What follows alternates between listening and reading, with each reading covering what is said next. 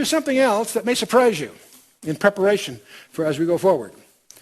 Most of you are aware of the fact that 4 disciples came to Jesus for a confidential briefing on his second coming. It occurred on the Mount of Olives. We call that the Olivet Discourse. It's recorded in 3 Gospels, Matthew 24, Luke 21, and Mark 13. And I think most of us tend to lean on the Matthew account for 2 reasons. It was a Jewish issue and he was Jewish, but more importantly, he took shorthand. So most of his discourses are more thorough than the others because he had that as a job skill. You'll find most commentaries will tell you that Matthew chapter 24 and the recording in Luke chapter 21 are the same thing. And I'm going to ask you to read it, not just in Matthew 24, but in Luke 21, and compare them closely and see if they are the same thing. And I think you may discover that they're not. They are different. And they're different in some non-trivial ways. Now, rather than leave that just hanging, I got a few minutes here, let me just throw it in here. In Matthew 24, verses 4 through 10, it mentions false Christs, wars, famines, death, martyrs, and global chaos.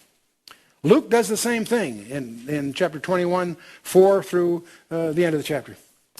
What makes this interesting to us when we finish the 7 churches is we'll discover in the book of Revelation chapter 6, we have the 4 horsemen and so forth.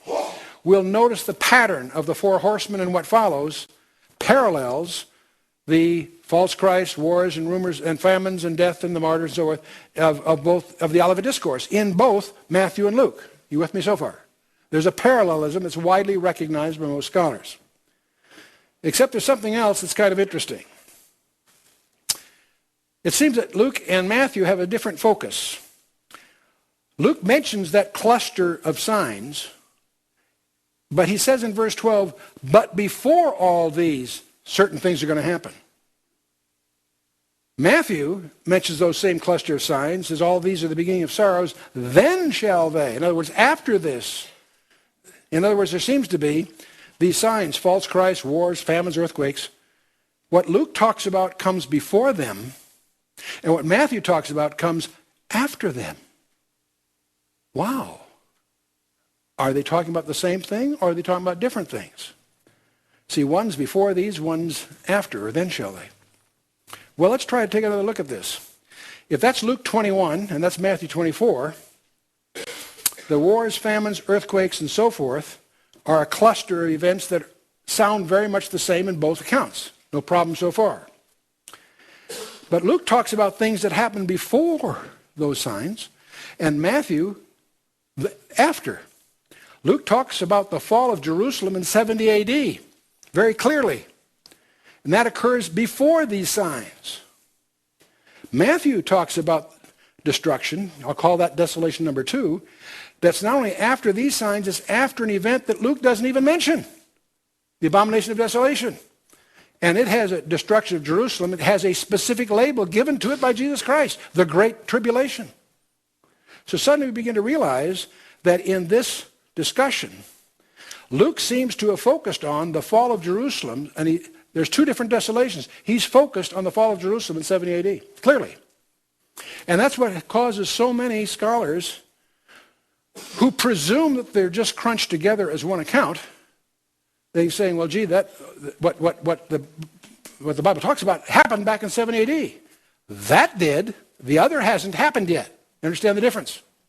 If this is an example of where I believe precision is valuable, because there are all kinds of good scholars stumbling over this issue by not recognizing that some of the things Luke is talking about is before those signs, and what Matthew's talking about is after those signs. And the reason I bring this up here is that by the way, see, Matthew is Jewish, and he's focusing on the time of Jacob's trouble. After these signs, you got the abomination, then let them which be in Judea flee to the mountains and so forth.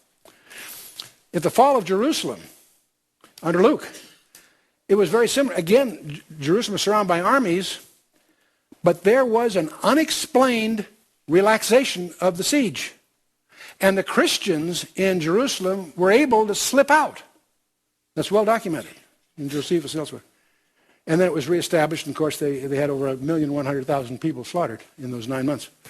That's all. We have eyewitness accounts. You can check that out. But the point is, that is not the same event as occurs after the abomination of desolation, which comes after the same list of signs. You with me so far? So check it out. And I think it'll clear a lot of misunderstandings that are going on.